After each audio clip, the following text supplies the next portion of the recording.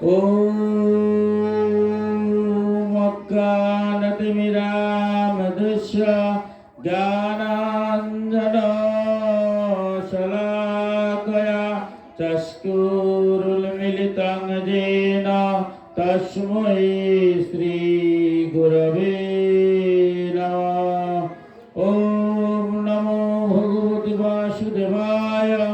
ॐ नमो शिवाय नमः।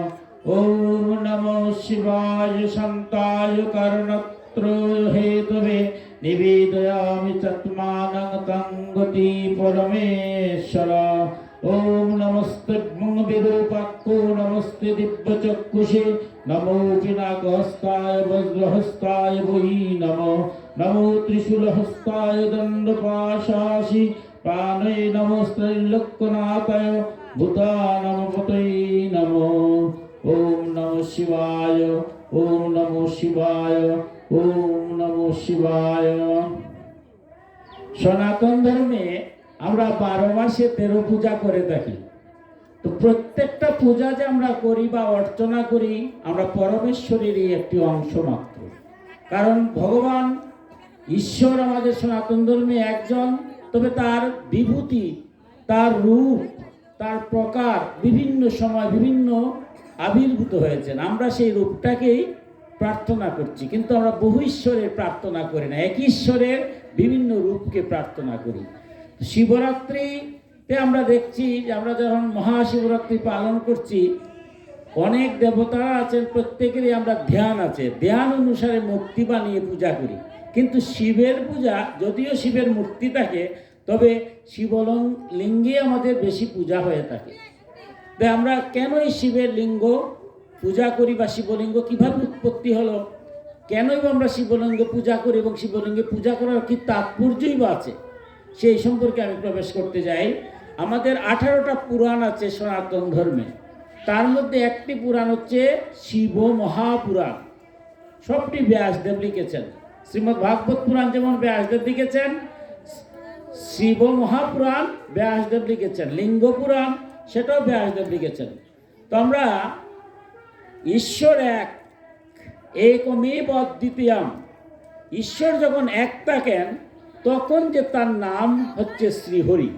তাই আমরা পূজা পার্বণ যজ্ঞ অনুষ্ঠান যাই করি সবার শেষে কিন্তু আমরা দেখবেন বলি হরি বল।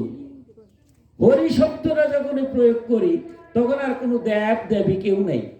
সমস্ত বিশ্ব ব্রহ্মাণ্ড, এমনকি আমি আপনি যারা আছি পরমাত্মার অংশ জীবাত্মারা, তারাও নাই। কারণ সব যখন একত্রিত হয়ে যায়, আমাদের সনাতন ধর্ম অনুসারে 432 কোটি বছর পরে পৃথিবী একবার সমস্ত কিছু ধ্বংস হয়ে যায়, সমস্ত কিছু জলমগ্ন হয়ে যায়, তখন শ্রীহরি সমস্ত আত্মাগুলো এক করে যান, তখন তার নাম হচ্ছে হরি। তাই আমরা হরি বলি। তাই হরি সম্পর্কে বলা হয়েছে নো গঙ্গা নৌকাশির সেতু নৌকাশি নৌকাশি চ পুষ্করম জিহ্বাগ্রে বর্ততে যস্য হরি রিক্তাক্ষরদ্বয়ম ঋগ্বেদ দুহম যজুর্বেদ সামবেদ যতুর্বণ অধীতস্তেন যেস্তাং হরি রিক্তাক্ষরদ্বয়ম। যার জিহ্বায় হরি এই দুটি অক্ষর বিদ্যমান থাকে তার গয়া গঙ্গা সেতুবন্ধ কালী কাশী পুষ্করের কোনো প্রয়োজন নেই। অর্থাৎ তীর্থ ভ্রমণ তীর্থস্থান সব ফলই সেই ভগবত নাম উচ্চারণের দ্বারা পেয়ে থাকে। হরি এই 2 অক্ষর যে উচ্চারণ করেছে সে ঋগ্বেদ, যজুর্বেদ, সামবেদ এবং অথর্ববেদ অধ্যয়ন করেছেন। অর্থাৎ হরি শব্দটা বলার সাথে সাথেই আপনারা তীর্থ কোনো কিছু প্রয়োজন নাই, হরির দ্বারাই সমস্ত তীর্থ ফল লাভ হয়, সমস্ত পাপ মোচন হয়। শ্রীহরি যখন বিশ্ব ব্রহ্মাণ্ড যখন কেউই নাই তখন হলেন হরি। যখন সেই শ্রীহরি একটা কল্প যখন শেষ হয় আরেকটা কল্প শুরু হয়, সমস্ত বিশ্ব ব্রহ্মাণ্ড যখন জলমগ্ন, সেই জলমগ্নের মধ্যে হরি যখন শায়িত হয়েছেন, নারের মধ্যে শায়িত, তাই তার নাম হলো নারায়ণ। সেই নারায়ণের নাভি কমল থেকেই ব্রহ্মার উৎপত্তি আমরা দেখি যখন শুরু হয়। ব্রহ্মার যখন উৎপত্তি হলো, চতুর্দিকে ব্রহ্মা তাকালেন, তখনই দেখা গেল যে তার চতুর্দিকে মুখ হয়ে গেল। ব্রহ্মা তখন খেয়াল করলেন এই জগতে তখন দেবতারাও সৃষ্টি হয় নাই, শুধুমাত্র কে সৃষ্টি হলেন? স্বয়ং নারায়ণ। তিনটা অংশে বিভক্ত হলেন, ব্রহ্মা, বিষ্ণু এবং শিব। ব্রহ্মা রূপে তিনি সৃষ্টি করেন, শিব রূপে তিনি সংহার করেন এবং বিষ্ণু রূপে তারা পালন করেন। যখন আমরা ব্রহ্মা বিষ্ণু মহেশ্বর বলবো তখন তিনজন, তিনজন যখন এক হয়ে যান তখনই শ্রীহরি অথবা নারায়ণ। ব্রহ্মার বিষ্ণুর যখন সৃষ্টি হলো, নারায়ণের হরির থেকে নারায়ণ হলেন, নারায়ণ থেকে ব্রহ্মা হলেন। ব্রহ্মা সৃষ্টি হওয়ার পরে ব্রহ্মা দেখলেন আর জগতে কাউকে দেখা যাচ্ছে না, তাই তিনি চিন্তা করলেন আমি বোধহয় শ্রেষ্ঠ। তাই এই যে আমাদের পুরাণগুলোর কত বাহ্যিক গল্প, কিন্তু তার অন্তর্নিহিত কত তাৎপর্য। ব্রহ্মা চিন্তা করেন আমি যখন আর কাউকে দেখতে পাচ্ছি না, জলের মধ্যে একজনকে দেখতে পাচ্ছি সাহিত্য। তিনি জিজ্ঞাসা করলেন তুমি কে? তিনি বললেন যে আমি হরি। হরির একটা অংশ নারায়ণ, নারায়ণ থেকে ব্রহ্মা বিষ্ণু ত্রিদেব হয়েছি, সেই একটা অংশই আমি বিষ্ণুর এখানে উপস্থিত আছি। ব্রহ্মা বলছেন না, তুমি আমার বৈশ্যতা স্বীকার করো, আমি শ্রেষ্ঠ, আমি বড়, অতএব তুমি আমার শ্রেষ্ঠত্ব স্বীকার করো। বিষ্ণু অনেক বুঝালেন যেখানে কেউ ছোট আর কেউ বড় নয়। ব্রহ্মা বিষ্ণু মহেশ্বর তিনি একই আত্মা। আমরা সবাই জগৎ সৃষ্টার্থে, জগৎ যখন সৃষ্টি হবে তখন আমরা সবাই আলাদা আলাদা হয়ে যাই, কিন্তু ব্রহ্মা তা শুনলেন না, বলছেন তাহলে যুদ্ধ করতে হবে। যুদ্ধে যখন প্রবৃত্ত হলেন, সহস্র বছর যুদ্ধ হলো, কেউ কাউকে হারাতে পারছেন না। ঠিক এই মুহূর্তেই হঠাৎ দেখা গেল একটা জ্যোতির আবির্ভাব হলো। জ্যোতিটা কীরকম হয়? জ্যোতিটা হচ্ছে অমাবস্যার রাত্রিতে যে কেউ যদি টর্চ মারে, দেখবেন টর্চটা কীরকম, আলোটা কীরকম উপর দিকে যায়, সেই রকম একটা জ্যোতি, বিশাল এক আকাশে আর পাতালে একটা জ্যোতি দেখা গেল। বিষ্ণু বললেন দেখো আমরা দুইজনের মধ্যে লড়াই করছি, কে শ্রেষ্ঠ। এই মুহূর্তে আবার আরেকজন জ্যোতির আবির্ভাব হল।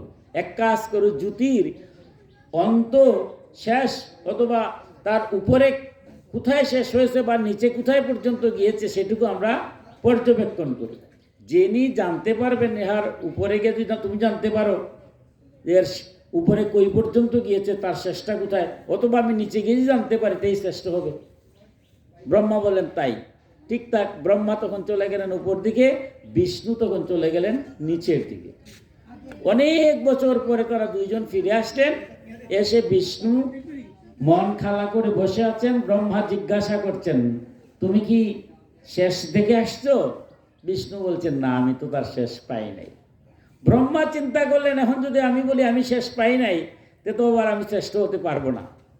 তাইলে তিনি মিথ্যার আশ্রয় নিয়ে, দেখুন সৃষ্টিতত্ত্বে প্রথমেই মিথ্যার আশ্রয় নিয়েছেন। ব্রহ্মা বলছেন হ্যাঁ আমি উপরে গিয়েছিলাম, ওই জ্যোতির শেষটা পেয়ে আসছি। বিষ্ণু সাথে সাথে হাত জোর করে বলছেন তথাস্তু, তাহলে তুমিই শ্রেষ্ঠ। কিন্তু বিষ্ণু শ্রেষ্ঠ ব্রহ্মাকে বলতে না বলতেই ওই জ্যোতির মধ্যে যখন বিশাল আকার আকৃতি ভয়ঙ্কর রূপে আবির্ভূত হলেন, হাতের মধ্যে ত্রিশূল, গায়ের মধ্যে ভস্মমাখা ব্যাঘ্র চাল, অর্ধচন্দ্র, বৈষ্ণবীয় তিলক, বলেই অভিশাপ দিলেন ব্রহ্মাকে যে ব্রহ্মা তুমি সৃষ্টিরূপে ব্রহ্মা, আমি ধ্বংসলীলায় শিব, আর যিনি পালনলীলায় আছেন তিনি হচ্ছেন বিষ্ণু। তিনজনে মিলেই স্বয়ং নারায়ণ শ্রীহরি।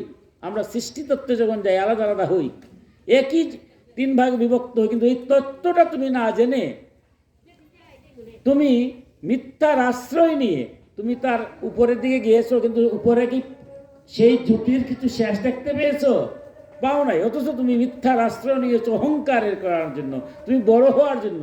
তাই তোমার আমি অভিশাপ দিলাম, এই জগতে কিছুদিনের মধ্যে ঈশ্বরের বিভিন্ন শক্তিগুলা প্রকাশ পাবে। এই শক্তিগুলাকে নাম হবে দেবতা, সব দেবতারই পূজা হবে, কিন্তু ব্রহ্মা তোমার পূজা এই জগতে হবে না, তোমাকে আমি অভিশাপ দিলাম।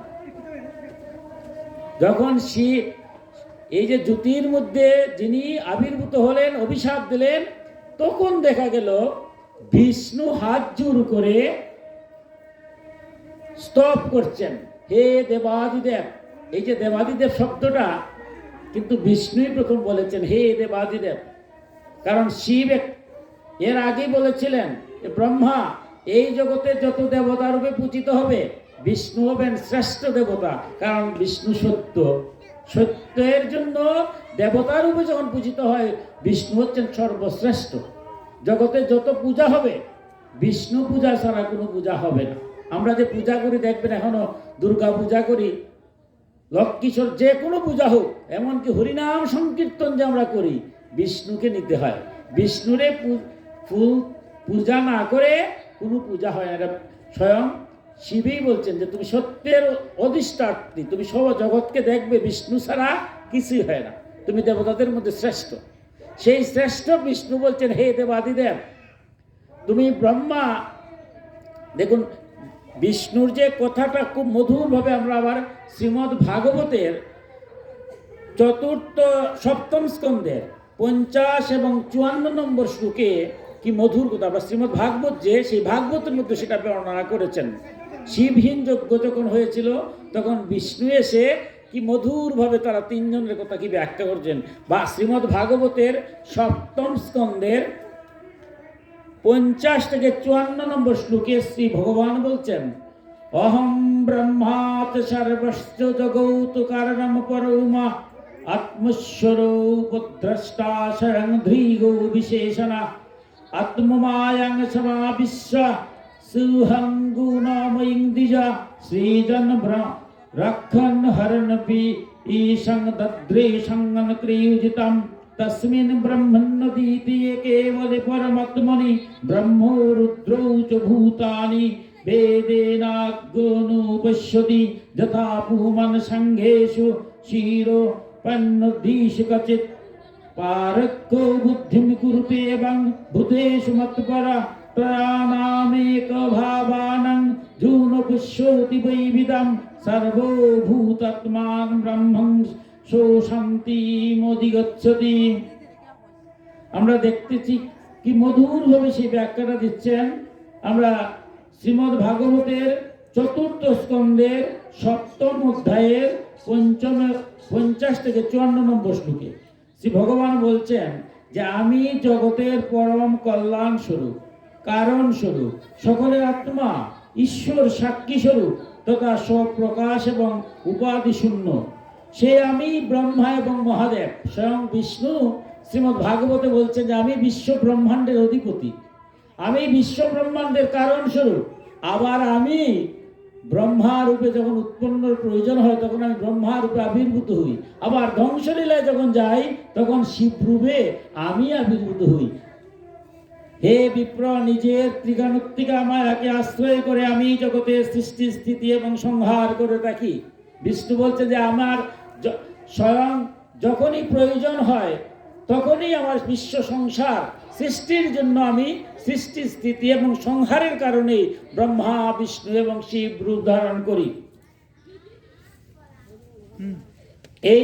এই রূপ যে ভেদরহিত বিশুদ্ধ পরম ব্রহ্মস্বরূপ আদি অজ্ঞ ব্যক্তিরাই তার মধ্যে ভেদ রূপ করে থাকে ব্রহ্মা, বিষ্ণু এবং রুদ্রের মধ্যে। বলছে যারা জ্ঞানহীন তারাই ব্রহ্মা, বিষ্ণু এবং শিবের মধ্যে আলাদা করে। আমাদের সনাতন ধর্মে নাম অপরাধ আছে, সেই নাম অপরাধটাকে বারবার স্বয়ং মহাপ্রভু চৈতন্য চরিতামৃতে বলছেন যতই হরিনাম করেন, যদি নাম অপরাধ হয় তাহলে এই নামের দ্বারাও মুক্তি লাভ হবে না। কঠিন কথা।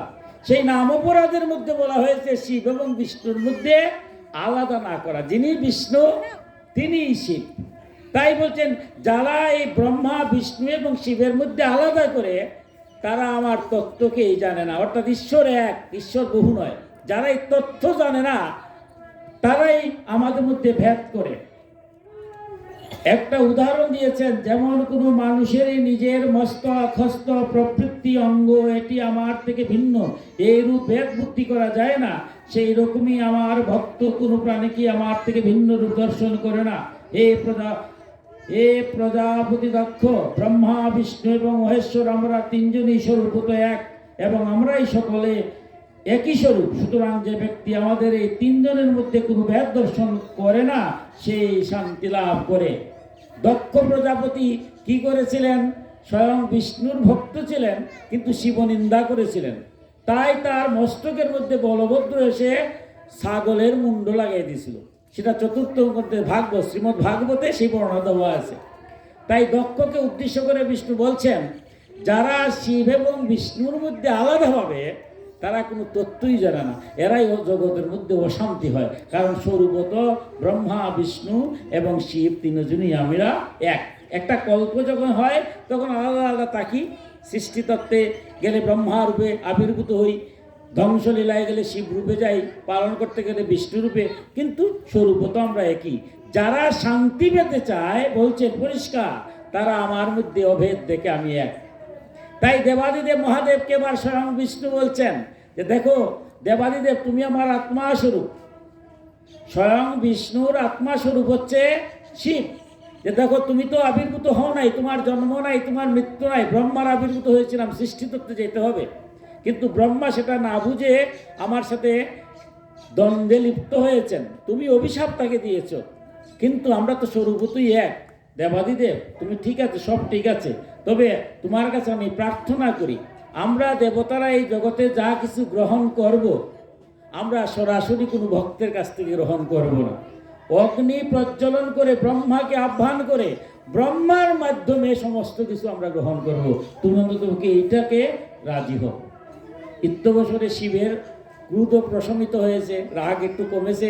এবার তিনি স্তব করে বিষ্ণুকে বলছেন, দেখো তুমি পালন কর্তা, তুমি আমার ক্রোধ হয়েছে, তাই আমার এই স্বরূপত আমরা এক হলেও তার মিথ্যার কারণে জগৎকে শিখাবার জন্য যারা মিথ্যার আশ্রয় নেয়, তারা নিজেরে বড় হওয়ার জন্য যদি মিথ্যার আশ্রয় আমি নেই, আমার কোনোদিন ব্রহ্মার মতো পূজা হয় না। কিন্তু বিষ্ণু অনেক ঊর্ধ্বে, বলছে তুমি দেবতাদের মধ্যে শ্রেষ্ঠ।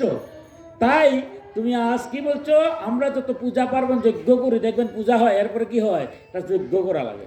সনাতন ধর্ম মতে কোনো যজ্ঞ ছাড়া পূজা হয় না। যে কোনো বিষয় পূজা করেন আর দুর্গা পূজাই করেন, দেখবেন আহুতি দেওয়া লাগে। আহুতি মানে কি, দেবতারা কিছু দিতে গেলে ওই যজ্ঞের মাধ্যমে দিতে হয়। যজ্ঞ মানে তো কারে, ব্রহ্মার আহ্বান করলেন, তো সব ব্রহ্মার মাধ্যমে সব হয়ে যায়। বিষ্ণু অভিশাপও ঠিক রাখলেন, ব্রহ্মার কিন্তু পূজা নাই। শিবের অভিশাপ, ব্রহ্মার মত কোনো পূজা নাই। আবার ব্রহ্মার পূজা ছাড়া কিছুই হয় না জগতে, যা কিছু হয় সব ব্রহ্মার মাধ্যমে বিষ্ণু নিয়ে গেলেন। এবার ব্রহ্মার যে অহংকার ছিল সেটাও দূরীভূত হয়েছে। ব্রহ্মা চিন্তা করলেন যে এটা কীরকম, আমি তো সঠিকভাবে বুঝতে পারছি না, আমি সৃষ্টিতত্ত্বে যাবো। এই যে জগতে আমরা যারা সৃষ্টিতে আসি, আমাদের মধ্যে ভুলভ্রান্তি হয় ব্রহ্মার মতো। কেন ব্রহ্মার ভুলটা হলো, আর কিন্তু ভুল হলো না, কারণ সৃষ্টিতত্ত্বে আমরা যারা আছি সংসারে, আমরাও ভুলই হয়। কারণ আমাদের আদি পিতা ব্রহ্মারই ভুল হয়ে গেছে। আমরা যতই মহাপুরুষ থাকি, দেখবেন মাঝে মাঝে মহাপুরুষও ঠিক থাকে না, ভক্তদের সঙ্গ। তাই মহাপ্রভু বারবার বলছেন, সাধু সঙ্গ সর্বশাস্ত্রে কয়, লবমাত্র সাধু সঙ্গ সর্বসিদ্ধি হয়। যারা আপনারা ভক্ত সব সময় সাধু সঙ্গ করেন, আপনারাই বিচ্যুত হওয়ার ভয় থাকে না, নিজের মধ্যে অহংকার আনার সুযোগ থাকে না। নিরহংকার হয়ে জগৎ সংসারে আপনারা কাজ করে যান, কর্তব্য সাধন করে যান, নিষ্কাম কর্ম করে যান। কিন্তু যখনই নিজের মধ্যে একটু সামান্যতম অহংকার হয়, তখনই ধ্বংস অনিবার্য। আমি ভক্ত হলেও মুক্তি নাই যদি আমার ভিতরে অহংকার থাকে, আমি জ্ঞানী হলেও মুক্তি নাই যদি আমার অহংকার থাকে। তাই তো মহাপ্রভু হরিনাম কীর্তনের সবার শেষে কি করছেন, দধির বাণ্ড ভেঙে দিয়ে সবাই ধুলায় গড়াগড়ি দিয়েছেন। সবার ধুলা মাথায় নেওয়ার মধ্য দিয়ে সমস্ত অহংকার দূরীভূত হবে। তাই সৃষ্টিতত্ত্বে যে কাহিনীগুলা, ব্রহ্মার অহংকার হয়েছিল। এবার ব্রহ্মা চিন্তা করলেন মনে মনে যে আমি তো সৃষ্টিতত্ত্বে মানুষকে সৃষ্টি করব, আমারই প্রথম অহংকার হয়ে গেছিল, এখন তো আমার অহংকার দূরীভূত হয়েছে, কিন্তু আরও জন 20 জন আছে। যখন দেবাদিদেব মহাদেব তিনি দেখা যায় বিষ্ণুকে বলছেন, তুমি দেবতাদের মধ্যে শ্রেষ্ঠ হয়ে থাকবে, তোমার পূজা ভিন্ন কোনো পূজা পার্বণ হবে না। বিষ্ণু চক্র দেবেন, কোনো পূজা হইতে গেলে বিষ্ণু চক্র পূজা করা হয় আগে। আবার স্বয়ং বিষ্ণু যখন আরাধনা করছেন শিবের, তখন বলছেন দেবাদিদেব, দেবতারও দেবতা শিব। এবার বিষ্ণুকে জিজ্ঞাসা করছেন ব্রহ্মা, যে এখন যাকে দেখলাম চিনতে পারলাম যে আমরা ব্রহ্মা বিষ্ণু মহেশ্বর, যার সৃষ্টি নাই, যার জন্ম নাই, তোমারই আত্মাস্বরূপ। কিন্তু আমরা দুইজনে যখন সমস্যা হয়েছে, তিনি আবির্ভূত হয়েছেন লিঙ্গরূপে। লিঙ্গ মানে কি, চিহ্ন। লিঙ্গ শব্দের অর্থ হচ্ছে চিহ্ন। শিবলিঙ্গ মানে শিবের চিহ্ন, শিব শব্দ অর্থ হলো মঙ্গল, মঙ্গলের চিহ্ন। ঝগড়া যখন সে আরম্ভ হয়েছে, আমরা দুইজনে, শিব এসে এখানে মঙ্গল সাধনা করেছে। তাই যে মূর্তিতে আজকে আবির্ভূত হলেন, তাকে জাগ্রত করার জন্য বিষ্ণু তুমি একটা ব্যবস্থা করো। আজকে তো দুইজনের ঝগড়া আমাদের শেষ হয়ে গেল, শান্তি হয়ে গেল। তাই বিষ্ণু এবার কি করলেন, তার সুদর্শন চক্র দিয়ে যে জ্যোতির মধ্যে শিব আবির্ভূত হলেন, তাকে 12টা টুকরা করলেন। যে বিশ্বে বিশাল তো জ্যোতি, এর শেষও নাই, কোনো কিছু উপরের দিকে কোথায় গেছে তা নাই, কিন্তু তাকে 12 ভাগে বিভক্ত করে পৃথিবীর 12টা জায়গায় তার স্থান দিলেন। তাকে বলে জ্যোতিষলিঙ্গ। আমরা এখনো ভারতের যারা অনেকে গেছেন, জ্যোতির্লিঙ্গ আছে 12টা স্থানে। ভগবান শিবের এই জ্যোতির্লিঙ্গ বিষ্ণু বসালেন এবং বললেন, এই লিঙ্গ মানে মঙ্গলের প্রতীক, যেখানে ঝগড়া নাই, অহংকার নাই, বিবাদ নাই। যারা এই শিবলিঙ্গের মধ্যে পূজা দিবেন, জল দিবেন, তারাই এই জগৎ সংসারে সমস্ত ঝগড়া বিবাদের ঊর্ধ্বে উঠে এই জগৎ সংসারটা মধুময় হবে। তাই আমি পৃথিবীর মধ্যে 12 জ্যোতির্লিঙ্গ, 12টা লিঙ্গ পূজা দিলাম। আমরা যে আজকে এই যে লিঙ্গ পূজা করছি, তার একটা প্রতীক। যেমন শ্রী শ্রী জগন্নাথ আবির্ভূত হয়েছেন উড়িষ্যাতে, সেই জগন্নাথের প্রতিকৃতি হিসেবে আমরা বিভিন্ন আখড়াতে কিন্তু জগন্নাথের আখড়া বলি না, কোন জগন্নাথ? সেই পুরীর জগন্নাথ।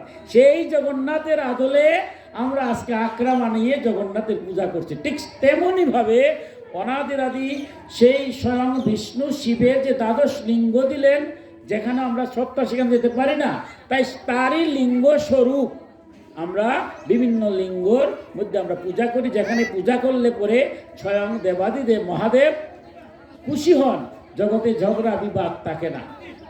এবার ব্রহ্মা জিজ্ঞাসা করছেন বিষ্ণুকে, আচ্ছা তোমার কত সুন্দর দেহ, বিষ্ণুর দেহটা খুব সুন্দর না? প্রত্যেক ধ্যানের মধ্যে কিন্তু ধ্যান, যে আমরা দেবতাদের যে ধ্যান, এই ধ্যানের মধ্যে দেবতাদের সুন্দর রূপ আছে। যেমন বিষ্ণুর ধ্যানে যখন যাবেন, বলা হয়েছে ওম দেহ সদা সবিত্রীমণ্ডল মধ্যবর্তী নারায়ণ সরসিজাসন সন্নিবেষ্ট কৌরবান মকর কুণ্ডল মানকি রিটিহারি বপুরুদিত শঙ্খচক্র। এই যে শঙ্খচক্র গদা পদ্মধারী কৌস্তভার, কত সুন্দর! বিষ্ণুর দেখতে কত সুন্দর লাগে না? বিষ্ণুর যে মূর্তি কত মধুর লাগে। ব্রহ্মা বলছে তোমার মূর্তি, তোমার ধ্যানে কত মধুর। কিন্তু যারে তুমি বলছো দেবাদিদেব মহাদেব, তার মূর্তিটা কিরকম? আমরা তো দেখলাম দেবাদিদেব লিঙ্গের মধ্যে তিনি আবির্ভূত হয়েছেন না? তিনি কিরকম, তার ধ্যানের মধ্যে আমরা পাই। ওম ধ্যান নিত্যং মহেশনং রজত গিরিণী বং চারু চন্দ্রাবতং সংরত্না কল্পজ্জ লংঘং পরশু মৃগোভীতি অস্তং প্রসন্নম পদ্মাসিনং সমস্তাৎ স্তুত আমার গণৈবাগ্রকৃতিম বাসনং বিশ্বদ্দং বিশ্বভূতং নিখিল ভোজহরম পঞ্চবক্রং ত্রিনেত্রম। 3টা চোখ আছে, ঠিক আছে, কিন্তু ভস্ম আঁকা, অর্ধচন্দ্র দেওয়া, আবার তিলক দেওয়া, ব্যাঘ্র চর্ম পরিধান। কেন এরকম? এটা কিরকম লাগে না? শিবের যে মূর্তি আমরা দেখি, শিবের মূর্তির মধ্যে একটা ভয়ঙ্কর রূপ। ব্রহ্মা বলছে কেন এরকম রূপ হবে কেন? এবার কি মধুর কথা, যে পুরাণগুলোর মধ্যে গল্পের মধ্য দিয়েই হাসিব পুরাণ এই কথোপকথন। বিষ্ণু বলছেন তাহলে তুমি জিজ্ঞাসা করো দেবাদিদেব মহাদেবকে যে উনার গায়ে কেন বস্য। উনি তো তিলকও দিয়েছেন, পরম বৈষ্ণব তিনি। 12 বৈষ্ণব জন আছেন, এর মধ্যে পরম বৈষ্ণব হচ্ছেন শিব। আবার বৈষ্ণবেরও তো সুন্দর একটা চেহারা আছে। আমরা যে বৈষ্ণবের তারা একটা ড্রেস পরে না, কিন্তু মহাদিদেব পরম বৈষ্ণব হয়ে তার তো সেরকম সুন্দর ড্রেসটাও নাই। বস্য, সমস্ত শরীরে বস্য। মানুষ মারা যাওয়ার পরে যে ছাই, ওই ছাইটাকে বলা হচ্ছে বস্য, এই বস্য মাখা। তুমি জিজ্ঞাসা করো কেন এইরকম?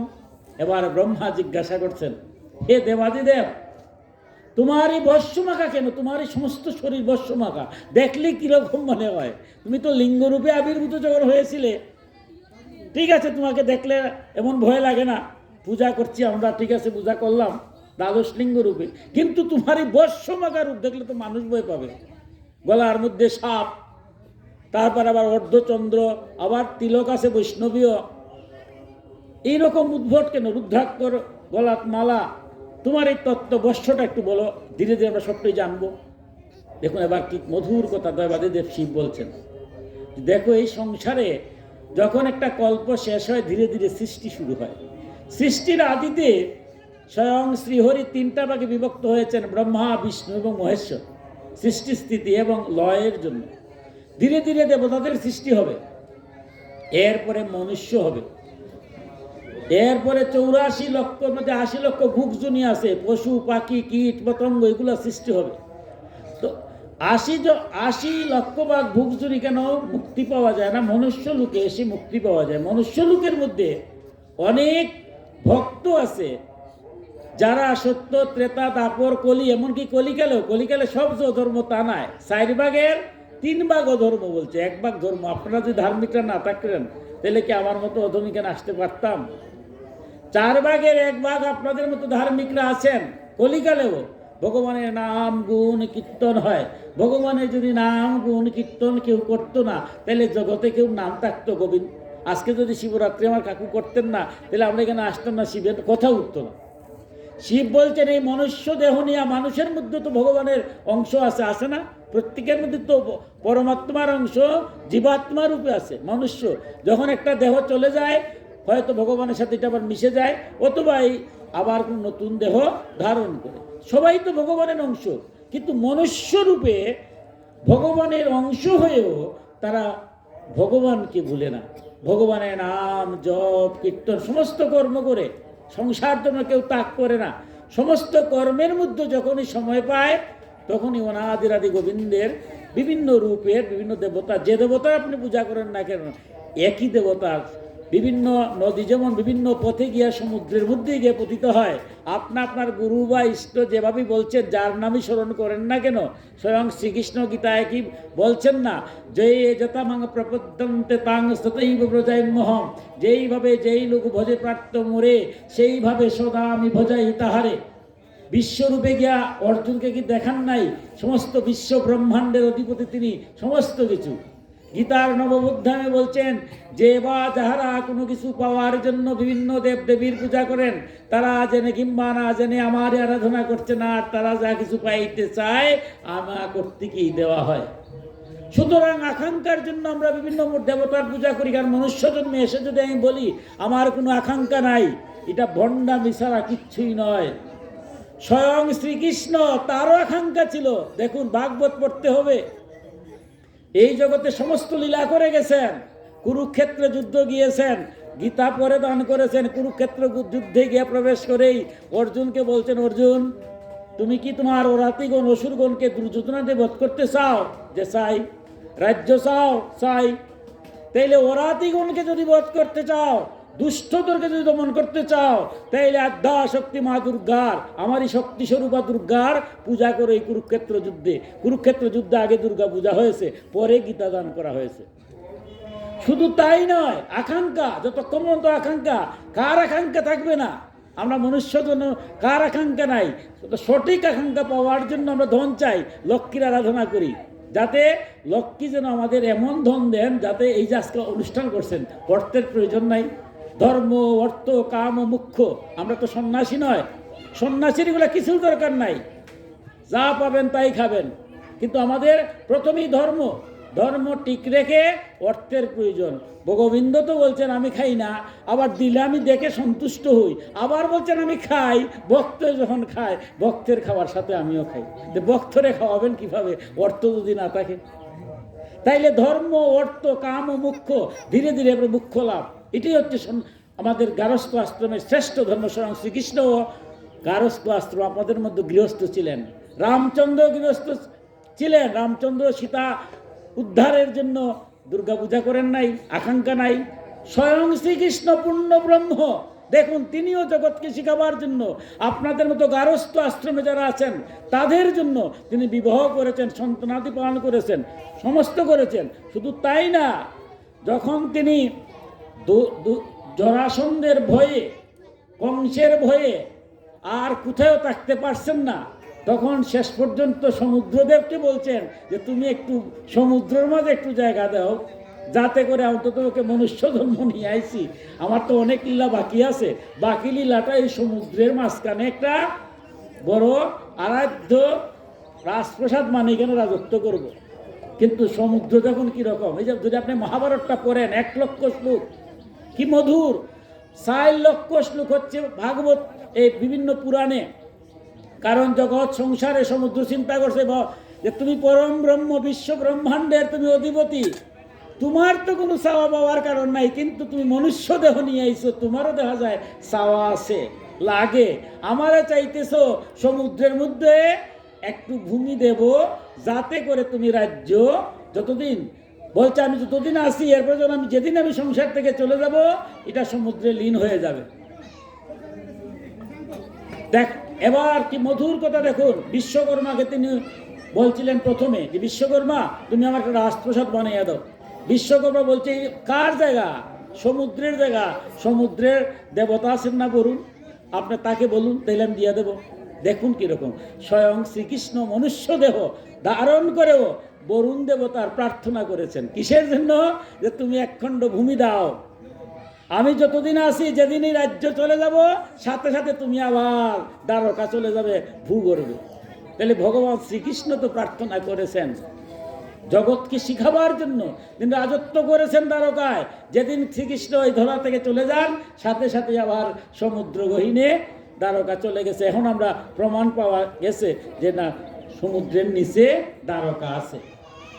তাই এই সংসারে আমরা চাই না, এই কথাটা বলা ঠিক হবে না। ভগবানের কাছে চাইতে চাইতে এক সময় গিয়ে দেখবা, সনাতন ধর্মে বলছে একটা সময় গিয়ে দেখবে যে আর চাওয়া নাই, তখন আপনিই বলবেন ভগবান আর নাই, এখন তোমার রাতুল চরণ টাকা দাও।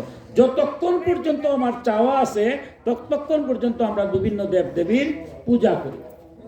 এবার স্বয়ং দেবাদিদেব বলছেন এই মনুষ্য জন্মে যারা গারস্থ আশ্রমে থেকে সকল কাজের মধ্যেও ভগবানকে তারা ডাকে, ভুল ত্রুটি হতে পারে কিন্তু ডাকে। তো মানুষ যদি ভগবানের নাম না লইতো, তাহলে ভগবানের নাম কে নিত?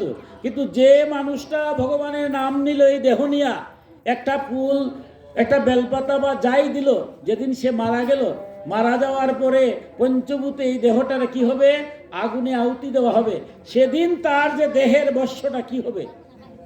আমি শ্মশানে থাকি, আমার আর এক ঠিকানাই হচ্ছে শ্মশান, কারণ সেই দিন শ্মশানে দেখবেন আমরা, শ্মশানে যখন শ্মশান জুড়াই, সমস্ত বস্যগুলা দৌত করে দিতে হয়, অর্থাৎ গঙ্গার জলে যায়, অর্থাৎ দেবাদিদেব মহাদেব বলতে সমস্ত বস্য আমার দেহের মধ্যে বেঁকে নেই, ভক্তের কোনো বস্য আমি ফেলতে চাই না। এবার ব্রহ্মা স্তুতি করছেন দেবাদিদেব মহাদেব যে তুমি ভক্তের জন্য এত মায়া, এত স্নেহ, ভক্তরে তুমি এত ভালোবাসো। এবার বিষ্ণু বলছেন দেখো, এই জন্য তার নাম হচ্ছে দেবাদিদেব, দেবতারও দেবতা। আমরা যারা সবাই পোশাক পরছি, কেউ তো আর এই চিন্তা করি নাই, কিন্তু দেবাদিদেব কি চিন্তা করেছেন? ভক্ত জ্ঞানে যারা ভগবানের পূজা করে, তার বস্যটা তার দেহের মধ্যে সব সময় মাখেন, যার কারণে সব সময় যখন মাখেন, এই শিবের আর কি আর পোশাক পরার সময় আছে? এবং তার নাম হচ্ছে আশুতোষ। আশুতোষ কেন? দেখুন আমাদের সনাতন ধর্মে প্রত্যেকটা জিনিস এটা তাৎপর্য আছে, অল্পেতে তুষ্ট, তার নাম হচ্ছে আশুতোষ। কিভাবে নামটা আশুতোষ হলো? এই যে আমরা দেখুন জল দিচ্ছি, শিবরাত্রিতে আর কি হয়, কিছু লাগে না, একটু জল দিলেই শিব খুশি হয়ে যান। এই জলটা কোথাতে কিভাবে আসলো? আশুতোষ নামে তিনি এই জলটা গ্রহণ করেন। কোন সময়? যখন এর পরবর্তী পর্যায়ে পুরাণের মধ্যে আমরা দেখলাম দেবতাদের সৃষ্টি হয়েছে। দেবতারা কি? দেবতারা যদি মানুষ দেবতাদের পূজা করে, দেবতারা খুশি হয়ে আপনার অভিষ্ট দেন, যে কিছু চান, যদি বিদ্যা চান, আপনার ছেলে মানুষ হতে চায়, যে আমরা সরস্বতীর পূজা করি, সরস্বতী রূপে। তো সরস্বতীর জ্ঞানের দেবী, লক্ষ্মী ধনের দেবী, এই দেবতাদের যখন সৃষ্টি হলো, তারা কিন্তু অমর ছিলেন না। অমরত্ব পাওয়ার জন্য তারা কি করছিলেন? সমুদ্র মন্থন করেছিলেন। সমুদ্র মন্থন করার সময় ব্রহ্মায় যেমন শিবরে চিনতে পারেন নাই, দেবতারাও শিবরে চিনলেন না। শিব চিনা কিন্তু বড় কঠিন। শিব তত্ত্ব সম্পর্কে বারবার বৈষ্ণবীয় তন্ত্রসারে, বৈষ্ণব শাস্ত্রে বারবার বলছে যে শিব তত্ত্ব খুব হিসাব করে আলোচনা করবেন। যদি শিব আর বিষ্ণুর মধ্যে আলাদা করে ফেলেন, সাথে সাথে আপনার সমস্ত জপ তপ ধ্যান সব শেষ। কারণ শিবপুরাণে গিয়ে বলছেন যে আমার কোনো ভক্ত যদি বিষ্ণু নিন্দা করে আমি তার বাড়ি যাই না। বিষ্ণু মহাপুরাণে গিয়ে বলছেন আমার কোনো ভক্ত যদি শিব নিন্দা করে আমি তার বাড়ি যাই না। শিব আর বিষ্ণুর মধ্যে অভেদ সৃষ্টি, এক আত্মা। স্বয়ং ভাগবতে গিয়ে বলছেন আত্মা স্বরূপ। সেই দেবাদিদেব মহাদেবকে দেবতারা বর্ষ মাখাতো, উনি কিন্তু আবার চিনলেন না, দেবতারাও চিনছে না। তাই ব্রহ্মাকে নিমন্ত্রণ দেওয়া হয়েছে, বিষ্ণুরে নিমন্ত্রণ দেওয়া হয়েছে, অথচ শিবের কোনো নিমন্ত্রণই নেই। তো নিমন্ত্রণ আমরা সাধারণত কারে করি? আপনার সাথে যার ঘনিষ্ঠতা তারই তো নিমন্ত্রণ করবেন, অথবা যার সমাজের মধ্যে একটা সুন্দর গ্রহণযোগ্যতা আছে। যার গ্রহণযোগ্যতা নেই তার তো নিমন্ত্রণ করার দরকার নাই। দেবতারা চিন্তা করলে শিবকে নিমন্ত্রণ করে কী লাভ হবে? উনি আমাদের কী উপকার করবে? অত নিমন্ত্রণই করে নাই। ভালো কথা, সমুদ্র মন্থন শুরু হয়েছে। সমুদ্র মন্থন থেকে কিন্তু শ্রীদেবী লক্ষ্মীর উৎপত্তি হলো, স্বয়ং নারায়ণ নিয়ে গেলেন। ঐরাবত উৎপত্তি হলো, ইন্দ্র নিয়ে গেলেন। এইভাবে বিভিন্ন কিছু, অনেক কিছু উৎপন্ন হয়েছে, বিভিন্ন দেবতারা ভাগ করে নিয়ে গেলেন। যখন অমৃত হবে ঠিক আর আগ মুহূর্তে, যে ভালো জিনিস, ভালোর জিনিসের আগে একটু খারাপ থাকে, তো অমৃত উত্তোলনের ঠিক আগ মুহূর্তে মহাগরল, মহাবিষ, মহাপ্রলয় সমুদ্রের মধ্যে উত্থাল দিয়ে উঠা শুরু করছে। যখনই এমন উত্তাল দিয়ে শুরু করছে যে দেবতারা মুজ্জা যাইতেছে, অনেকেই মানে শ্বাস নিতে পারতেছে না, বিষের এত প্রচণ্ড দাব। সমস্ত বিশ্ব ব্রহ্মাণ্ড কাঁপা শুরু হয়েছে, অন্ধকার হয়ে গেছে। বিষ্ণু তো সবাই বুঝেন, কিন্তু বিষ্ণু কিছুই বলতেছে না, এই যে জগৎ শিক্ষার জন্য। কারণ দেবতারা যখন শিখছো না, একটু শিক্ষা নেওয়া তো দরকার। বিষ্ণু কিছু বলতেছেন না, ব্রহ্মা কিছু বলতেছেন না। এবার রক্ষা করবে কে? বিষ্ণুরে সবাই গিয়ে বলছে রক্ষা করো। বিষ্ণু বলছে আমি তো পালন কর্তা, আমি রক্ষা করার ক্ষমতা আমার নাই, পারবো না। এত বিশাল গরল, এটার আমি সম্ভব না। ব্রহ্মা বলছে আমিও না। তা কী করা যায়? বলে দেখো আর কি করা যায়। এবার দেবতাদের মধ্যে কথাবার্তা হচ্ছে যে আর কি করা যায়। এখন বিষ্ণু যদি না পারেন গরল, তাহলে কী করা যায়? এবার হঠাৎ মনে হলো যে একজন তো দেবাদিদেব শিব আছেন, উনি কোথায় আছেন? উনি ধ্যান মগ্ন আছেন। আমরা কেন উনি ধ্যান করেন? শিব কিন্তু ধ্যান করেন। আমি একটু পরে এরপরেই যাব ধ্যানে। কেন তিনি ধ্যান করছেন? ধ্যান মগ্ন আছেন। দেবতারা সবাই নিরুপায়, আর তো উপায় নাই, ধ্বংস হয়ে যায় বিশ্ব ব্রহ্মাণ্ড। এবার দেবাদিদেব মহাদেবকে গিয়ে স্তুতি করছেন, স্তুতি করছেন, তার ধ্যান ভঙ্গ হয়েছে। ধ্যান ভঙ্গ হয়ে তিনি তো ত্রিকালদর্শী, সব জানতেন। ধ্যান ভঙ্গ হয়তো জানতে পারছেন যে দেবতারা তার কাছে কেন আসছে। দেবতাদের বলার আর দরকার নেই, তিনি বুঝে ফেলতেন যে গরল উদ্ভাসিত হয়েছে, বিশ্ব ব্রহ্মাণ্ড শেষ হয়ে যাবে। ওই দেবতারা তাকে নিমন্ত্রণ দিল না, ওই কথা নিয়ে আজ শিবের আর কোনো চিন্তা নাই। দেখুন শিব হওয়া কি এত শুদ্ধ। আজকে আমরা শিবরাত্রি করি, শিবের মহিমা কত। যারে নিমন্ত্রণ পর্যন্ত দিল না দেবতারা, একটাবার জিজ্ঞাসা করলেন না কেন আমার নিমন্ত্রণ দিলে না, এই কথা জিজ্ঞাসা নাই। ধ্যান ভঙ্গর সাথে সাথে তিনি বুঝতে পারলেন, সবাই দেবতা চলো, তোমরা চলো, সবাই নিয়ে যা। কোনো কথাবার্তা নাই, কোনো রাগ নাই, কোনো বিরাগ নাই, সবাই চলে আসলেন কোথায়? সমুদ্রের এখানে এসে। আর কোনো কথাবার্তা নাই। দেখছেন বিশ্ব ব্রহ্মাণ্ড ধ্বংস হয়ে যাবে, সমস্ত গরল নিজে পান করে নিলেন। সমস্ত বিশ্ব ব্রহ্মাণ্ডের যে গরল সাধারণ নয়, তার কণ্ঠ নীল হয়ে গেল, নীল হয়ে গেল। স্বয়ং শ্রী বিষ্ণু তখন নাম দিলেন শিবের যে তোমার আজকে থেকে নাম হবে নীলকণ্ঠ। নীলকণ্ঠ তোমার নাম, নীলকণ্ঠ হবে, জগতে থাকবে। এই সংসারে কোনো অহংকার নাই, কোনো কিছু নাই, কারণ যারা ডাকে নাই, নিমন্ত্রণ দেয় নাই, কিন্তু উনি এসে জগৎ সংসারকে উদ্ধার করলেন। দেবতারা খুব লজ্জিত হলেন।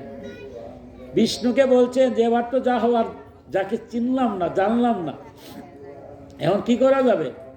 স্বয়ং বিষ্ণু কি করা যায়? তাকে অভিষেক করো। অভিষেক কী দিয়ে করবো? শিবরে কী দিয়ে সন্তুষ্ট করা যায়?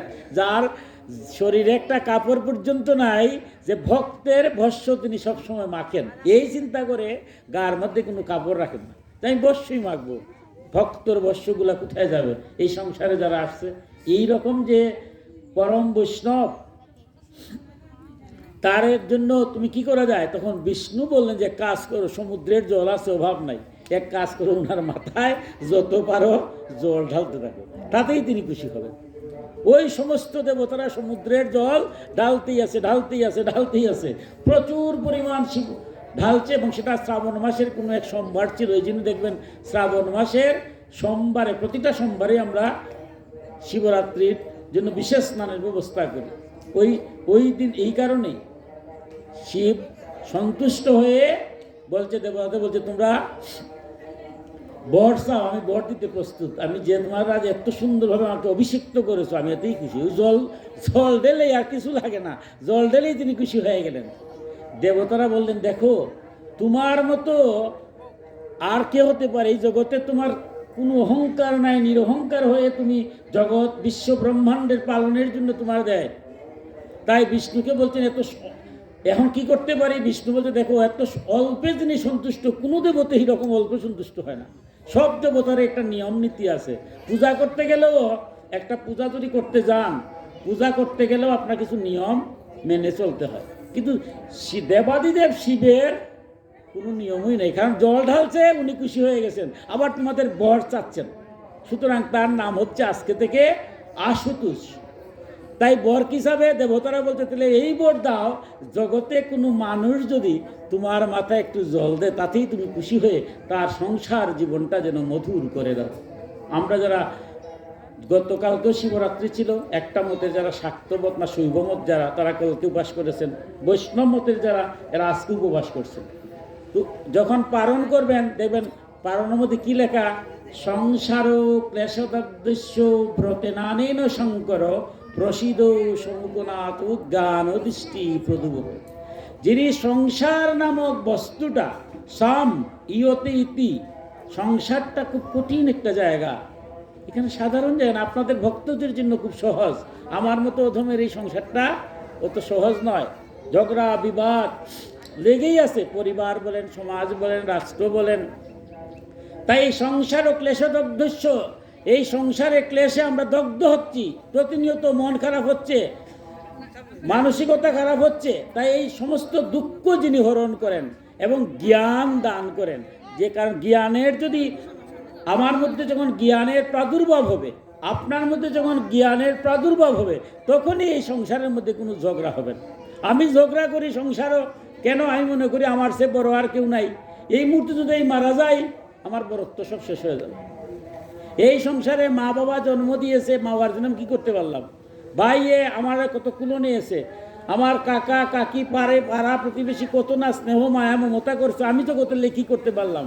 একবার কি সেই চিন্তাটা একবার করি? কারণ জ্ঞানই যে সে চিন্তা করে জগতে আমার জন্য সবাই করছে, আমি জগতে লেখি করছি কিছুই না, এই চিন্তা করে কোনো ঝগড়া বিবাদে সে যায় না। সেই শিবের আরাধনার ফলে কি হয়? সেই জ্ঞানের উদয় হয়। তাই অল্পতেই তিনি তুষ্ট, একটু জল দিলেই তিনি তুষ্ট হয়ে যান। তাই তার এক নাম হচ্ছে আশুতোষ। দেখুন, এই সনাতন ধর্মে অনেক ব্রত উপবাস আছে। আমরা সংক্ষেপে কয়েকটা কথা বলবো, আর বেশি যাব না। আপনারা অনেকক্ষণ যাবো, এখানে আছেন, 4টা বেজে গেছে। আমিও যাবো আর একটা উৎসবে, ভীমসী উৎসবে, আজকে ভাগবত পাঠ আছে, আমিও চলে যাব। আপনারা অনেকক্ষণ যাবো দিকে আছেন। এই যে ব্রত পালন করি আমরা, এই ব্রতের মধ্যে একটা শিবরাত্রি মহাব্রত বলা হয়, মহাশিবরাত্রি। 4টা প্রহরে, কিন্তু শিবরাত্রির মূল পূজা হচ্ছে 4টা প্রহরে। প্রথম 3 ঘন্টা পর পর, 3 4 12 ঘন্টা, সন্ধ্যা সূর্যাস্তের পর থেকে প্রথম যে 3 ঘন্টা, এটা প্রথম প্রহর, তারপরে দ্বিতীয় প্রহর, তারপর তৃতীয় প্রহর, তারপরে চতুর্থ প্রহর। প্রথম প্রহরে আমরা দুধ দিয়া পূজা করি শিবরে, দ্বিতীয় প্রহরে দধি দ্বারা, তৃতীয় প্রহরে ঘৃত দ্বারা, চতুর্থ প্রহরে আমরা মধু দ্বারা পূজা করি। এই চতুর্থ প্রহরে পূজা যে হয়, এই পূজার কারণটা কি, এটা বলে আমার বক্তব্য শেষ করতে যাব। আজকে যে শিবরাত্রি, শিবর আমরা দেখলাম জন্মও নাই, শিবের মৃত্যুও নাই। উনি মৃত্যুঞ্জয়ী, উনি বিষ্ণু আর শিবের আত্মা এক। বিষ্ণু বলছেন আমি আত্মারূপে বিরাজমান। তো এই শিবরাত্রি যে আজকে, তিনি কিন্তু বৈষ্ণব, আবার তিনি সংসারীয়। এই এমন লোক নাই দেখুন জগতে, একই ব্যক্তি বৈষ্ণব। আমাদের সনাতন ধর্মে দেখুন 12 জন বৈষ্ণব আছে। আমাদের যে ভাগবত পুরাণে 12 জন বৈষ্ণবের কথা বলছেন। কে কে? ব্রহ্মা, নারদ, শিব, সনত কুমার মানে ব্রহ্মার পুত্রদ্বয়, চতুর্দয় কপিল, মনু, প্রহ্লাদ, জনক, বিশ্ব, বলি, সুখদেব এবং যম। এর মধ্যে পরম বৈষ্ণব বলা হয় শিবকে। দেখুন, একমাত্র ব্যতিক্রম শিব। শিব পরম বৈষ্ণব।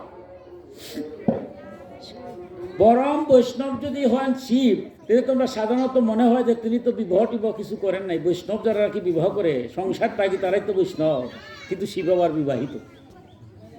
আজকের যে দিনটা এই জগৎ সংসারে দেখুন, শিবকে যদি শিব কেন আমরা দেখুন, আমরা যে সনাতন ধর্মে আসছে একটা নিয়ম আছে যে পূজা পার্বণ যজ্ঞ অনুষ্ঠান যদি করি সবার আগে গুরু পূজা করা লাগে। গুরু পূজা করি না? স্বয়ং ভগবানও তো বলছেন যে আমার পূজার করার আগে তুমি গুরুর পূজা করো, কারণ ভুল ভ্রান্তি গুরুর কাছে সমঝাই দাও, তাইলে ভুল ভ্রান্তিগুলা গুরু তোমাকে উদ্ধার করতে পারে। একটা কথা আছে না যে গুরু যদি রুষ্ট হয় কৃষ্ণ নাহি পারে, আর কৃষ্ণ যদি রুষ্ট হয় গুরু তরি পারে। তাহলে এই গুরু যে গুরু তত্ত্বটা কোথা থেকে আসলো? গুরুকে আমরা যদি কোনো পূজা করছি, কেন কি বলছি? গুরুবে নমঃ, পরম গুরুবে নমঃ, পরাপর গুরুবে নমঃ, পরাপেষ্টি গুরুবে নমঃ।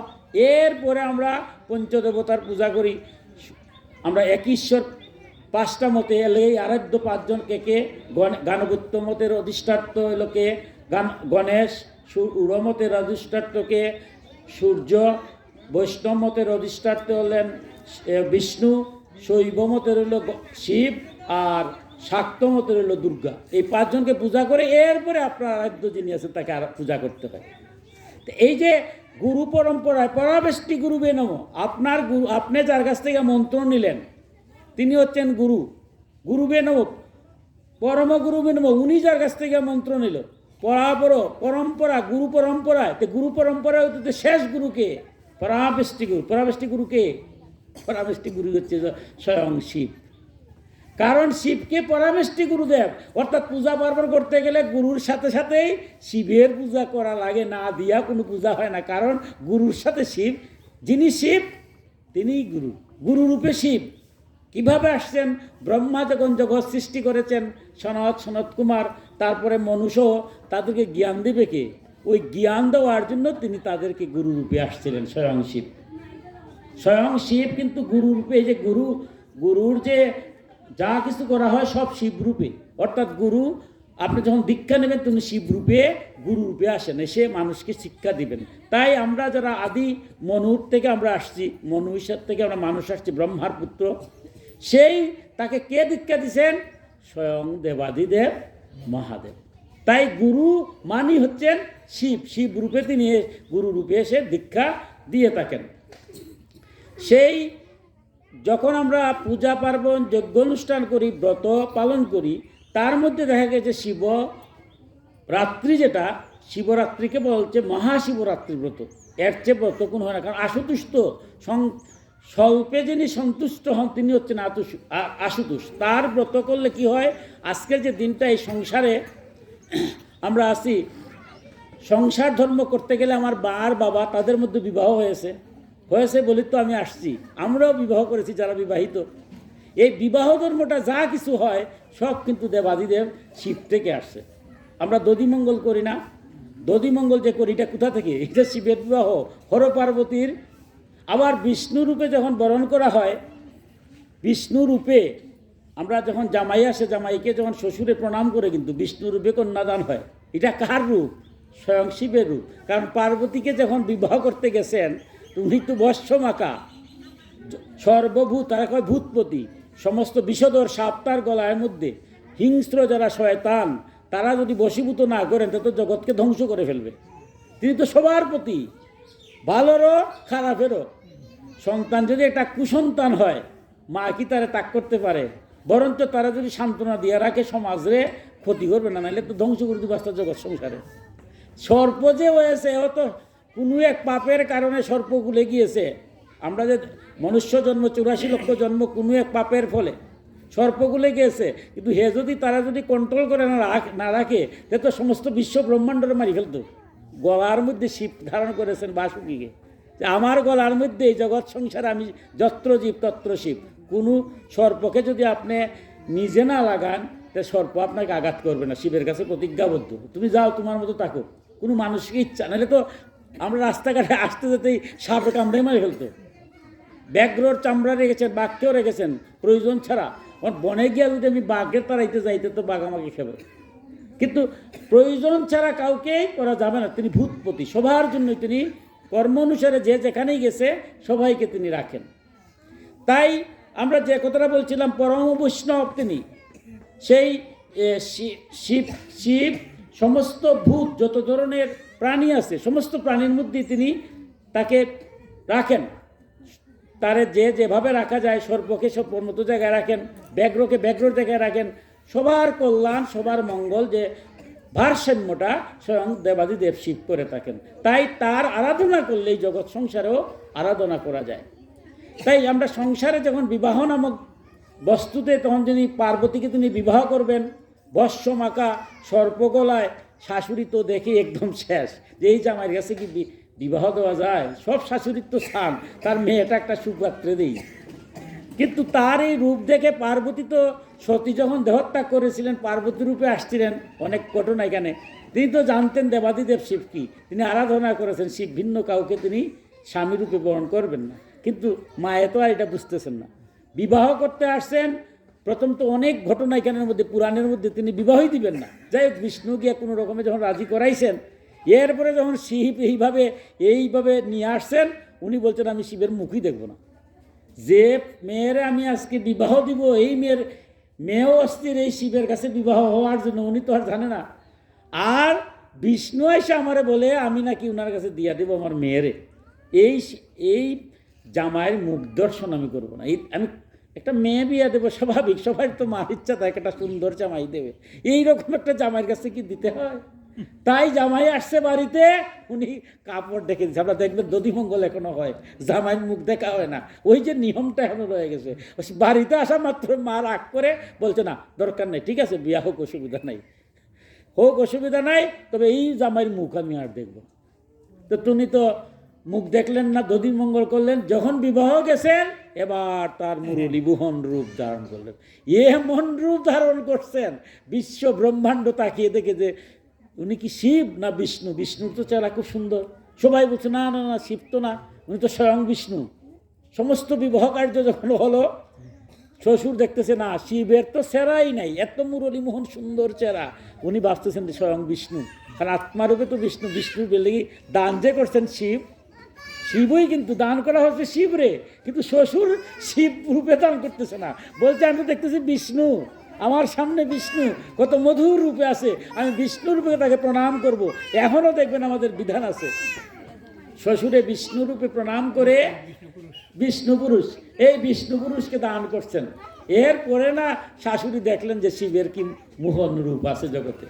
তো সেই আশুতোষ যিনি বিভিন্ন সময় বিভিন্ন রূপে আবির্ভূত হন, তিনি বিবাহের দিন রাত্রে যখন হরপার্বতী, যে আজকে শিবরাত্রির দিনটা, শিবরাত্রিটা হচ্ছে হরপার্বতীর বিবাহের দিন, আজকের যে দিনটা হচ্ছে হরপার্বতীর বিবাহের ওই দিনটা, ওই দিনে যখন বিবাহ হলো তখন পার্বতী দেবাদিদেব শিবকে বলছেন বিয়ের পরে যে তোমার কত রূপ, তুমি আসার সময় এইরকম রূপ নিয়ে আসার দরকারটা কী ছিল? তুমি তো সুন্দর রূপে তুমি দান করলা, বাবাই যেমন দান করলো বিষ্ণু রূপে তোমারে দান করলো, কি মধুর রূপ। বলে দেখলাম জগতে কত সুন্দর, খালি মানুষ তো গুণ দেখে না, খালি রূপ দেখে। রূপ আর গুণ যদি দুই ভালো হয় সেটা ভালো, কিন্তু রূপও যদি না থাকে, তার গুণ থাকে, গুণকে স্বীকার করতে হয়। তোমার মা তো আমার গুণের স্বীকার করতে নাই, তুমি তো দেখছেন আমার রূপের, দেখলাম তাহলে আমার রূপ যদি ভালো না হয়, উনি তো একবার দেখতে চাইছিলেন যে আমি শিব হিসাবে আমার কোন অবস্থার মধ্যে আছি, এটা তো তিনি দেখলেন, বিচার করলেন না। তিনি বিচার করলেন কি? বিচার করলেন তার তা আমার রূপ হিসাবে, রূপটা কীরকম। যে রূপ যখন দেখলাম আমি যে না তোমার মা তো রূপের কাঙ্গাল, গুণের কাঙ্গাল নাই। পরে চিন্তা করলাম যে তোমার বাবা যদি দান করতে গিয়ে আবার কুণ্ডু ব্যবহার করে, হয়তো দধিমঙ্গল নাই, আমার মুখ না দেখেই করলেন, দান কার্য তো আর না দেখে করা সম্ভব নয়, তাই রূপটা আমি বদলাই দিলাম। এবার অনেক কথা, এই যে কত মধুর কথাবার্তা এখানে হয়েছে। একবার পার্বতী জিজ্ঞাসা করল, আচ্ছা তুমি তো আশুতোষ নামে তোমাকে সবাই জানে, তো আজকের দিনটা তো খুব মহিমান্বিত, আজকের দিনে তুমি আমার এই বিবাহের দিনটা ধার্য করলা কেন? ব্রহ্মা তো এটা সমস্ত কিছু ব্যবস্থা করছেন। তো আজকের দিন ছাড়া তো অনেক দিন আছে। আজকের দিনটা তোমার আজকে বিবাহের দিনটা কেন হবে? বিবাহের একটা দিন লাগে, বিবাহের দিন ছাড়া তো হয় না। তো ওই দিনটা আজকের দিনটা গেল। তখন দেবাদিদেব বলছেন যে আজকের দিন এবং আজকের যে রাত্রি, এই রাত্রির একটা বিশাল মাহিত্য আছে। এবার পার্বতী বলছেন সেই সেই মাহিত্যটা আজ আমাকে শোনাও। ওই যে তিনি যে শোনালেন মহা শিবরাত্রির মাহিত্য, এটাই শিবরাত্রি মাহিত্য নামে খ্যাত। তিনি দেবাদিদেব শিব বলেন, দেখো আজকের যে রাতটা অত্যন্ত খুশির রাত্র। কেন? যে এই রাত্রেতে যদি কেউ আমার একটু জল দেয়, একটু বেলপাতা দেয়, তাতেই আর কিচ্ছু লাগে না। এই জগতের যত দুঃখ কষ্ট আমি হরণ করে নিই। যে কেন এমন আজকের দিনে, যে দেখো আজকের যে দিন, এই দিনে সত্যযুগে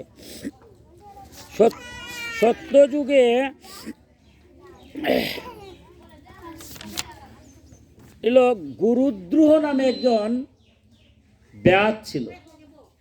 সেই ব্যাদের কাজটা হচ্ছে পশু হত্যা করে জীবিকা নির্বাহ করা।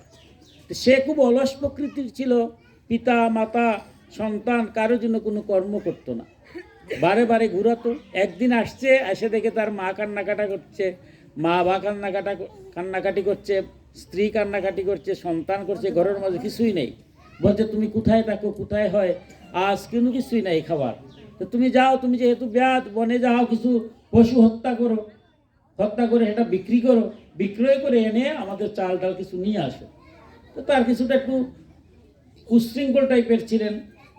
তাই গুরুদ্রোহ চিন্তা করলো যে ঠিক আছে, মা বাবা সবাই কাঁদতেছে, ঠিক আছে আমি ধনুক নিয়ে সে বনে চলে গেল।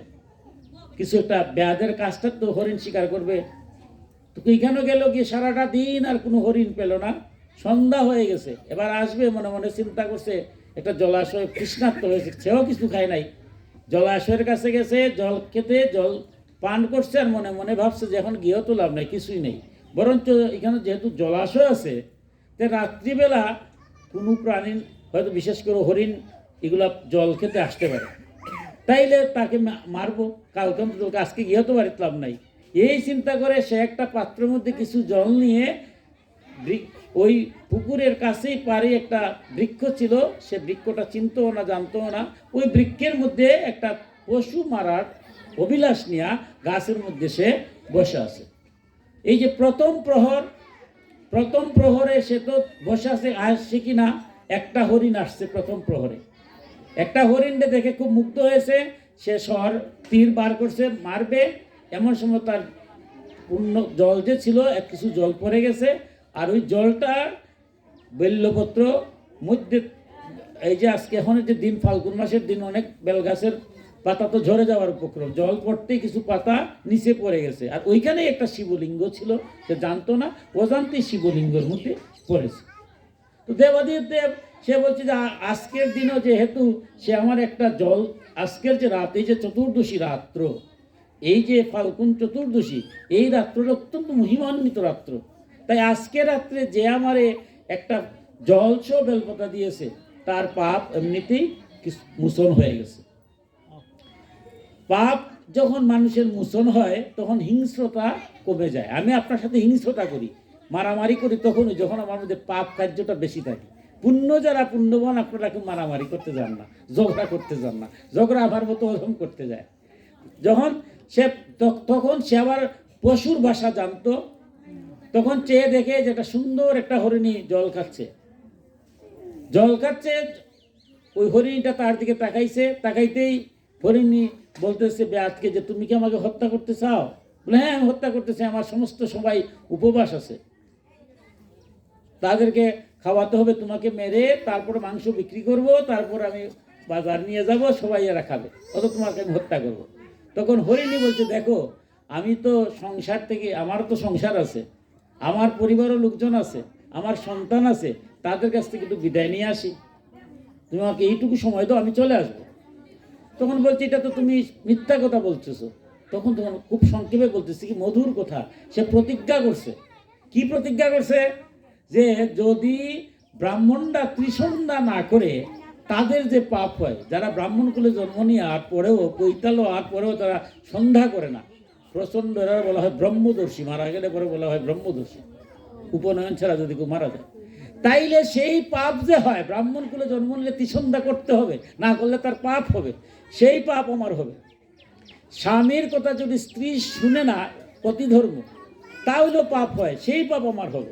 এইরকম অনেক অনেক কিছু বলছে, তখন তার মনটা একটু উদয় হলো। সে পশু, পশু হয়ে কীরকম কথা বলছে, আমরা তো মানুষও এরকম চিন্তা করি না, হ্যাঁ, পাপ পুণ্যের বিচার করি। তখন তার একটু বিশ্বাস হলো, ঠিক আছে তুমি যাও, তুমি কিন্তু ফিরে আসতে হবে। বলে আমি ফিরে আসবো, আমি বাচ্চাদেরকে বলে ফিরে আসবো। দ্বিতীয় প্রহরে দেখা গেল আরেকটা হরিণী আসছে, এসার ঠিক হরিণী আসতে হে মারার জন্য প্রস্তুতি নিয়েছে, জল একটু পড়েছে, ওই আবার শিব দ্বিতীয় প্রহরের পূজাটাও শিবের হয়ে গেছে। এবার হরিণী একই কথা বলছে যে আমি সংসার থেকে চলে আসছি, যে কিছুক্ষণ আগে তো একটা মহিলা আসছে, একটা হরিণী আসছিল, যে হ্যাঁ এটা আমার সতিনী ছিল, আমারই ভগ্নী ছিল, আমরা দুই বোন একই বাড়িতে বিবাহ হয়েছে, অতএব আমার সন্তানদেরকে আমি বলে আসি, চলে আসবো, নাইলে আমার পাপ হবে। তার মনে কি জানি হয়েছে, তারও ছেড়ে দিছে। তৃতীয় প্রহরে হরিণ নিজেই আসছে, আসার পরে তাকে হত্যা করতে চাইছে, একই কথা বলছে, বলছে আমার স্ত্রী পুত্রদেরকে বলে আসি, আমি চলে আসবো, তার দয়া হয়েছে, তাকে ছেড়ে দিয়েছে। চতুর্থ প্রহরে যখন তারা সবাই আসছে, এবার দেখা যায় সে খুব খুশি হয়েছে, তার দুই স্ত্রী ছিল, দুই স্ত্রী হরিণ আর তার বাচ্চা সহ সব আসছে, মনে মনে খুব খুশি হয়েছে যে এবার সবটিতেই মারবো, সবটি তো আসছে, এবার মেরে তো আমার আর চিন্তা নাই, এখন অনেক মাংস হবে, বিক্রি করবো, খাবো। খুশির ছুটিতে সে হেসে হেসে তার তীরগুলা বার করছে, আর এদিকে জল, তার যখন তীর বার করতে গেছে, জল আবার চতুর্থ প্রহরের পূজাটা শিবের হয়ে গেছে। এবার তার মনটা অস্থির হয়ে গেছে, শিবের যে কৃপা, তার যে মারার যে, তখন একবার মনে হলো যারা কেউ মানুষ কি মৃত্যুর জন্য আসে, কোনো প্রাণীও তো মরার জন্য আসে না, তারা প্রাণী আমারে বলছে আসবে, না আসলে তো পারতো, না আসলে পারতো না, তারা সব আসলো কেন, কবরটা একটু জানি। তখন বলো আচ্ছা বলো তো দেখি, কেউ তো মরার জন্য আসে না, আর তোমরা চলে গেছো, আমি ভাবছি আসবে না, আমার একটু দয়া হলো, কিন্তু তোমরা আবার আমার কাছে মরার জন্যই তোমরা আসছো, আর আসলে তো একজন আসলেই পারতা, সব আসতো কেন? এবার প্রথম হরিণীটি বলছে, দেখো আমি হলাম ঘরের বড় বউ, আমি তাদেরকে গিয়ে বললাম যে আমি তো একটা প্রতিশ্রুতি দিয়ে আসছি বেয়াদের কাছ থেকে, তোমাদের কাছ থেকে বিদায় নেওয়ার জন্য আসছি, তাই আমার বিদায় তো আমি চলে যাই। আমার পরিবারের সবাই বললো যে না তোমার দরকার নেই। আমার যে যা সে বলতেছে না, দ্বিতীয় সতীন যে বলে না তোমার দরকার, দিলে আমি যাই, দরকার হলে আমি মারা যাবো, তোমার পরিবর্তে আমি গেলাম, একত্রিত হলো। এইভাবে যখন পরবর্তীতে ওরা আসছে, আমার সন্তানাদি সহ রেখেছে, সন্তানরা বলছে তোমরা যদি মারাই যাও তো আমি দেখি কি লাভ, আমরা থেকে লাভ আছে কি, তাইলে সবাই একসাথে মারা যায়, তে তো আর সংসারে কেউ থাকলো না, তাই আমরা সব সংসারে সবাই একসাথে আসছি, এবার তোমার মঙ্গল হোক, আমাদের দেহ দিয়েও যদি তোমার পরিবার পরিজনের মঙ্গল হয়, তাহলে আমার এই দেহ তো কয়েকদিন পরই বাঘ সিংহে কে ফেলবে, তোমার দ্বারা যদি আমার মৃত্যু হোক তাতে তো সমস্যা নয়, আসছে একদিন চলে যাব, আমার দেহটারে তুমি নিয়ে আমাদের সবাইকে একসাথে পরিবারকে হত্যা করো এবং তোমার মঙ্গল হোক। সাথে সাথে তার মনের মধ্যে একটা আসতো, হায় রে, একটা পশু হয়ে যদি এরকম ভাবে যে পরের মঙ্গলার্থে নিজের দেহ পেলিয়ে দেয়, আর আমরা তো মানুষ, এই মুহূর্তে মারা দিতে পারি, একটা পশুরে না মারতেও তো পারি না, মাইরা কি খাওয়া যায় না, এই সংসারে তো অনেক কিছু আছে, এইরকম করে সিংহ হরিণকে না মেরে যদি আমি অন্যভাবে কোনো উপায়ে যদি অর্থ উপার্জন করি, সংসার তো চালাতে পারবো, তাতে না মারতে পারি, ওই তার মায়া হলো বলে না আর দরকার নেই। তোমাদের মধ্যে যে এই শক্তিটা জাগছে, সেই শক্তিটা যে সর্বজীবের সমদয়া, তোমাদের আমি আর হত্যা করব না, তোমরা চলে যাও যার বাড়িতে, তার বুদ্ধি বুধ শক্তি হয়েছে, সে সাথে সাথে গিয়েছে, আগে তো পরিশ্রম করতো না, এবার গেছে বাড়িতে যাওয়ার আগে, কারণ মানুষ যদি পরিশ্রম করে টাকা তো উপার্জন হয়, যেভাবে পরিশ্রম করেছে, টাকা কিছু নিয়েছে, কিছু বাজার কাটে নিয়ে গেছে, বাজারে থেকে নেওয়ার পরে রান্না বাড়া হয়েছে, ঠিক এই মুহূর্তে একজন অতিথি উপস্থিত হয়েছে। তো আমাদের সনাতন ধর্ম বলছে অতিথ রূপে নারায়ণ, আমরা পালন করে ফেলি আমরা ঠিকই, কিন্তু এখন অতিথিরে খাওয়ানি লাগে, নিয়ম হচ্ছে একজন অতিথি সেবা ছাড়া কোনো পূজা পার্বণ করলে পরেই পালন যখন হয় একজন অতিথিরে খাওয়ানি লাগে। সে যখন আসছে তার খাবারটা দেবে, সবার খাওয়া শেষ, সবাই বলছে সবার পরে আমি খাবো, সে তো উপবাস ছিল, ওই খাবারটা সে অতিথিটি দিয়ে দিচ্ছে, তার মানে তার পালনটাও শুদ্ধ হয়ে গেছে। এবার যখন সংসারের প্রতি তার মায়া হয়েছে, এবার আর সে হিংসাত্ব করে না, কর্ম করে সংসার স্ত্রী পুত্র কন্যা সবাইরে নিয়ে সুন্দরভাবে সে বসবাস করছে। মৃত্যুর যখন সময় আসছে, যমদূতরা তো অনেক পাপ করছে জীবনে, যমদূতরা আসছে, তখন ওই বিষ্ণুদূতরা এসে কি মধুরভাবে ব্যাখ্যা দিয়েছে যে দেখো এই ব্যক্তিটা তার জীবনে অনেক পাপ করতে পারে, কিন্তু শিব চতুর্দশীর দিন সে চতুর্থ প্রহরী আমার প্রভু শিবরে জল দিয়েছে, তিনি খুশি হয়েছেন। এই জন্য তার মনের মধ্যে সর্বজীব যত্র জীব তত্র শিব, জীবের প্রতি তার মায়া হয়েছে, পশু হত্যা করে নাই। তাই সে তো আর যমলোকে যেতে পারে না, অতএব তাকে নিয়ে আমরা শিবলোকে নিয়ে যাব। এই দেবাদিদেব শিব তখন পার্বতীকে বলছেন, এই চতুর্দশী তিথিতে যারা উপবাস থেকে আমারে ফুল জল দিয়ে একটু পূজা করে, শিবের পূজা কিন্তু কিছু লাগে না, মন্ত্র লাগে না, ওম নমঃ শিবায় না বললেও চলে। কারণ পুরাণের মধ্যে দেখা গেছে যে দেবতারা যখন অভিষিক্ত করছিল খালি একমাত্র ওম নমঃ শিবায় বলেই, শিবের মন্ত্রই হলো ওম নমঃ শিবায়। বলছে ওইটুকু বলে যদি একটু জল দেয়, একটু বেলপাতা দেয়, তাতেই আমি খুশি। এই সংসারে যত ক্লেশ দগ্ধ আছে সমস্ত দূরীভূত করে, আমরা মধ্যে হিংসা বিদ্বেষে পরিপূর্ণ, এখান থেকে যদি মুক্তি হতে চাই, আমাদের মধ্যে যদি অহংকার শূন্য হতে চাই, তাহলে সবাই মিলে যদি আমরা শুভ চতুর্দশী দিন ভগবান শিবকে যদি একটু জল দেই, বেলপত্র দিই, ভগবান এমনিতেই খুশি, যে কোনো সময় দিলেই খুশি, অথবা এই তিথিতে দিলে অত্যন্ত খুশি হন এবং ইহকালেও শান্তি এবং পরকালেও দেবাদিদেব মুক্তি দেন। তো আপনারা পরম ভাগ্যবান, পরম সৌভাগ্যবান যা আজ দেবাদিদেব মহাদেবের শুভ চতুর্দশী তিথিতে মহারাত্রিতে দিনেও করেছেন, কালকে রাত্রেও পূজা হয়েছে, শিবের মাথায় জল দিয়েছেন, বেলপত্র দিয়েছেন। সবার মঙ্গল হোক, সবার কল্যাণ হোক, জগতের আমরা যত অশান্তি আছে অশান্তি দূরীভূত হোক, আমরা সবাই নিজ নিজ অবস্থানে থেকে শান্তিতে আমরা ইহকালে যেন শান্তি পাই, আর পরকালে তো দেবাদিদেব মহাদেব তার লাতুল চরণে ঠাঁই দিবেন, সেই প্রার্থনা জানিয়ে আমার শিবতত্ত্ব কথার এখানেই বিশ্রাম নিচ্ছি। সর্বে ভবন্তু সুখিনৌ, সর্বে সন্তু নিরাময়া, সর্বে ভদ্রাণি পশ্যন্তু, মা কশ্চিৎ দুঃখ ভাগ ভবেৎ। এই পৃথিবীর সকলেই সুখী হোক, সকলেই রোগ মুক্ত হোক, কেউ যেন দুঃখ লাভ না করে, সকলেই শান্তি লাভ করুক। ওম শান্তি, ওম শান্তি, ওম শান্তি।